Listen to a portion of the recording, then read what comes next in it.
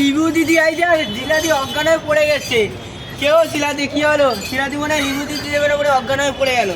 কি ওকে কি তুমি তাড়িয়ে দেবে নাকি শিলাদি? আর আমি পাচ্ছি না। শিলাদি অজ্ঞান হয়ে গেছে কেন? এইসব কি হচ্ছে শিলাদি? আর আমি পাচ্ছি না। রিভিউ দেবো তো তুই রিভিউ দে, তুই ট্রেন বলছিস, তুই কি বলছিস?